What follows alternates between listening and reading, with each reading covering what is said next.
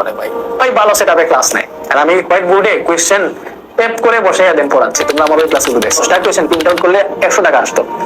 ওই 100 টাকা মিলাই তো আমার অনেক কষ্ট হইতো। মানে আমি যে গাড়ি দিয়ে যাইতাম ওই ভাড়াটাই আমার কাছে ছিল না, আমি তো হেঁটে হেঁটে স্কুলে যেতাম। মাস শেষে বেতন ছিল মাত্র 100 টাকা। আর তোমরা এত সুযোগ সুবিধা পাওয়ার পরও পড়ো না, পড়ালেখা করো না।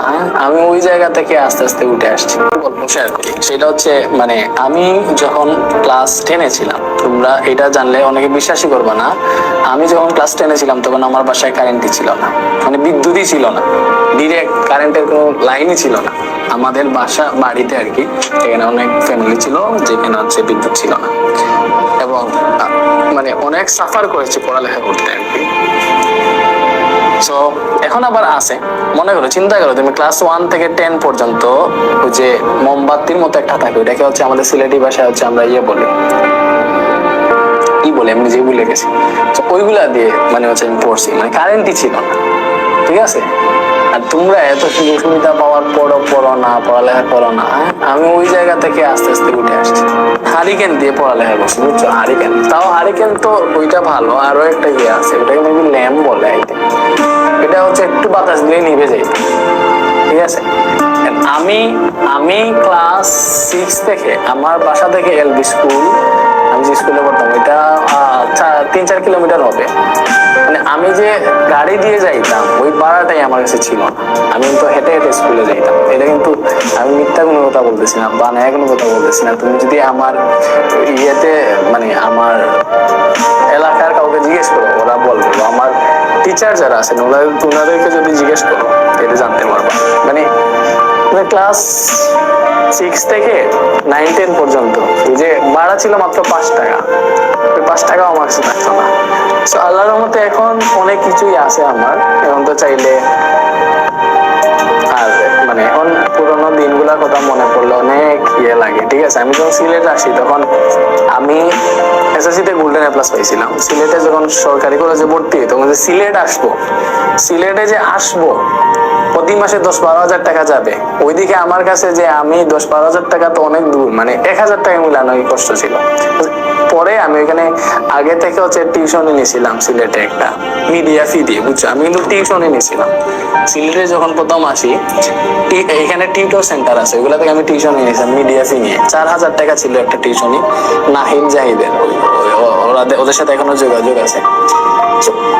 আমি টিউশনি মিডিয়া ফি 2,600 টাকা দিয়ে ঢুকছিলাম, মানে 4,000 টাকার টিউশনি 2,600 টাকা দিয়ে ঢুকছিলাম, আমার এখনো মনে আছে। আজ থেকে বেশি না, মাত্র 2.5 বছর আগে বা 3 বছর আগে, সেকেন্ড ইয়ারে, ইন্টার সেকেন্ড ইয়ারে। চিন্তা করো একটা টিউশনে 4,000 টাকা এক মাস পড়াইলে পাবো, এখান থেকে মিডিয়া ফি ছিল 2,600 টাকা প্রথম মাস। ওইটাই দিয়ে টিউশন নিয়ে আসলাম সিলেটে। তখন মেবি বাড়ি থেকে তো আর কিছু মানে বাড়ি থেকে শুধু একটা টেবিল না, এটা শুধু হচ্ছে মানে তুষক আর একটা বালিশ নিয়ে আসছিলাম বাড়ি থেকে। আর কিছু বাড়িতে ওইখানে টিউশন পড়াইতাম, সে 2-3 হাজার ছিল, ওইগুলা নিয়ে আসছিলাম সিলেটে। এখান থেকে টিউশনি পড়াই টিউশনি বেশি, মানে নিজে চলতে গিয়ে অনেক বেশি টিউশনি পড়াইতেছি, এই জন্য নিজের পড়ালেখা থেকে অনেকটা দূরে চলে গেছিলাম। এগুলা করে করে পরে হচ্ছে মনে করো অনলাইনে আসলাম, আস্তে আস্তে পড়ানো শুরু করলাম। আর তোমরা আমার পড়ানোর স্টাইলটা এত ভালো লাগলো যে তোমরা হচ্ছে আমাকে অ্যাকসেপ্ট করে নিলাম। এখান থেকেই মনে করো হচ্ছে আমি উঠে গেছি, আল্লাহর রহমতে অনেক ভালোই আছি এখন। তোমাদের কাছে আমি মানে আল্লাহর রহমতে তো সবকিছু হয়েছে, তোমাদের কাছে আমি সারা জীবন কৃতজ্ঞ থাকবো যে তোমরা আমাকে অ্যাকসেপ্ট করছো, আমার ক্লাসগুলা ভালো লাগে, এটা অনেক কিছু, ঠিক আছে। আসলে আমার লাইফ স্টোরি আমি যদি কোনোদিন বলি তাইলে শুনবা। সহজ ছিল আবার সহজ ছিল না, ঠিক আছে। অনেক চড়াই উতরাই পার করে আমি এখানে আসছি বা আজকের এই অবস্থানে আছি। তো বুঝছো ভাইয়া, ক্লাস 7 থেকে টিউশনি পড়াইতাম। আচ্ছা আমি বলি, আমি যখন ফার্স্ট 7 না মেবি 6-এ উঠছিলাম তখন আমি একটা টিউশনে পড়াইতাম। মানে আমার কাজিন, মানে কাজিন বলতে হচ্ছে পাশের বাড়ির আর কি, ক্লাস 1-এর স্টুডেন্ট। মানে 30 দিন পড়াইতাম 1 ঘন্টা করে, মাস শেষে বেতন ছিল 100 টাকা। মানে 30 দিন পড়াইতাম, চিন্তা করো প্রতিদিন ভাই 30 দিন 1 ঘন্টা করে পড়াইতাম, আর মাস শেষে বেতন ছিল মাত্র 100 টাকা। ওইটা কিন্তু আমি তখন থেকে পড়াইয়া মনে করো ক্লাস 10 যখন দিছি আর কি, ক্লাস 10-এ আমি আমার ফ্রেন্ডদেরকেও পড়াইছি, মোটামুটি তো ভালোই ছিলাম, ক্লাসে 1 নাম্বার রুল ছিল, সেজন্য ওই সুবাদে আমার ফ্রেন্ডদেরকেও পড়াইছি, যারা একদম আমার ক্লাসমেট ওদেরকেও আমি পড়াইছি, টিউশনই পড়াইছি। তো এখানে 500-1000 টাকা পাইতাম, 1000 পাইতাম। পরে যখন ক্লাস 10 শেষ হলো তখন বাড়ির পাশে আশেপাশে টিউশনই পড়াইছি, ওখানে 2000 টাকা মাসে এইভাবে পাইতাম আর কি। পরে তো সিলেট আসার পর 4000-3000 পাইতাম, এইভাবে এসে এখন তো আমি তোমাদের ক্লাস নেই, এইভাবেই সবকিছু শুরু হয়েছে। মেজাইন বলছে আপনার লাইফের ফুল স্টোরিটা শুনতে চাই ভাইয়া। হ্যাঁ ভাইয়া, একদিন শুনবা ইনশাল্লাহ, এখনো সময় হয় নাই, সময় হইলে এমনিতেই শুনবা। হ্যাঁ ভাইয়া, ফুল স্টোরিটা শোনা উচিত।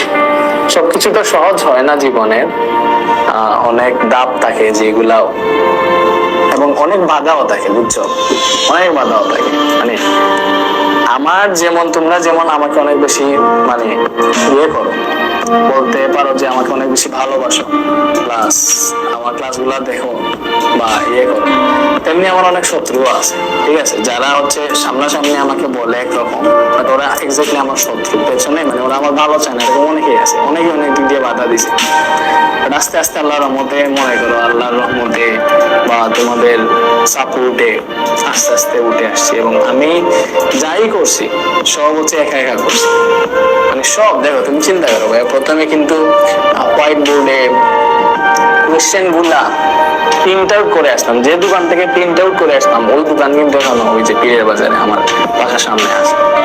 চিন্তা করো, ওইখানে আমি কোয়েশ্চেন প্রিন্ট আউট করে আইনা বোর্ডে লাগিয়ে দেন পড়ে দিতাম, ঠিক আছে। ওই যে প্রিন্ট আউট করাইতাম। আমি একটা জিনিস বলি, যখন তোমার এসএসসি 23-দেরকে আমি ওয়ান শট সিকিউ সলভিং দে কোয়েশ্চেন গুলা যে ভাই প্রিন্ট আউট করে আনতাম, ঠিক আছে, মনে করো 10টা কোয়েশ্চেন প্রিন্ট আউট করলে 100 টাকা আসতো, ওই 100 টাকা মিলেই তো আমার অনেক কষ্ট হইতো ভাই, অনেক কষ্ট হইতো। আমি টিউশনে পড়াইতাম, আমার এমনি ভাবে মাস চলতো না, ঘর ভাড়া খানি এগুলো দেওয়া লাগতো, ঠিক আছে। ওই যে প্রিন্ট আউট করানোর 100 টাকাই আমার দিতে কষ্ট হইতো। তো এইভাবে করে করে আস্তে আস্তে তো মনে করো সবকিছু হইল। এখন আমাদের আল্লাহর মধ্যে স্মার্ট বোর্ড আছে, ক্যামেরা আছে, ভালো সেট আপ আছে, বাট একই মানুষই তো। আগে যে ভাইয়া ক্লাস নিত সেম ভাইয়াই এখন। তোমরা চিন্তা করো, তোমাদের কাছে আমি আসলে অনেক বেশি কৃতজ্ঞ। তো তখন আমি যখন শুরু করছি তখন সবাই ভালো সেট আপে ক্লাস নেয়, আর আমি হোয়াইট বোর্ডে কোয়েশ্চেন টেপ করে বসাইয়া দেন পড়াচ্ছি। তোমরা আমার ওই ক্লাসে দেখছো, তোমাদের কাছে হচ্ছে মানে আমি কৃতজ্ঞতা কেমনে প্রকাশ করবো ওইটাই আমার জানা নেই। আমি তোমাদেরকে হচ্ছে অনেক বেশি থ্যাংক ইউ দিতে চাই মন থেকে, মানে তোমাদের কাছে আমি কৃতজ্ঞ। লাইনে তো সামনে স্টুডেন্ট নাই, যখন আমি ফার্স্ট ক্লাস রেকর্ড করি তখন হচ্ছে আমার মনে করো অর্ধেক করছি 10-15 মিনিট, মানে কথা বলতে পারতেছি না। অনলাইনে তো সামনে কোনো স্টুডেন্ট নাই, অফলাইনে এক অভিজ্ঞতা, অনলাইনে আর এক অভিজ্ঞতা। তখন আমি ভাবছিলাম যে না, আমার দ্বারা হবে না, অনলাইনে এগুলা কে করে পাই। ওইটা আমি মানে এইটাই ছিল মনে, যেহেতু কোয়েশ্চেন গুলা প্রিন্ট আউট করে নিয়ে আসছি করাবো, তাইলে এটা শেষ করে। কারণ ওইটা অনেক কাজ চাট হয়েছিল, ভিডিওতে এডিট করে দেন দিছিলাম। পরে মানে তখন যদি আমি বাদ দিয়ে দিতাম, চিন্তা করো, তাইলে আর ক্লাস নেওয়া হইতো না, তোমাদের সাথে আর দেখা হইতো না কোনোদিন। আমাকে কেউ চিনতেও না যে জনসেন নামে কেউ আছে, বুঝছো। তো মানে অনেক ডিসিশন আছে যেগুলা মানে একটা ডিসিশনে তোমার লাইফকে চেঞ্জ করে দিবে। মানে তখন চিন্তা কর, আমি যদি এইটা ডিসিশন না নিতাম যে আমি অফলাইনে পড়াইতেছি, টিউশনে পড়াইতেছি, এইগুলা দিয়ে মানে চলতে পারতেছি না, আরো সমস্যা হচ্ছে, বা স্টুডেন্ট বেশি পাই, মানে স্টুডেন্টরা আমি চাইলেও সব স্টুডেন্টদেরকে সার্ভ করতে পারতেছি না। আমি এসে অনলাইনে পড়াই, অনলাইনে সবাই পড়াইতেছে। ওই যে মনে করো আমি তখন অবিদত্ত, তুষার, অপার ভাই ওনাদের ক্লাস করতাম না এসে, তো ভাবতাম দিই আমিও ক্লাস দিই, ওনাদের মতো কেন দিব না, তাই আমার স্টুডেন্টরা দেখবে। ক্লাস 9-10 ক্লাস দিই, তখন দেওয়া শুরু করলাম। বাট প্রথম ক্লাসে অনেক মানে হেজিটেশন ছিল, বাট ওই যে সিদ্ধান্তটা নিয়েছিলাম, একটা সিদ্ধান্তটাই মনে করো আমার লাইফ অনেকটা চেঞ্জ করে দিছে।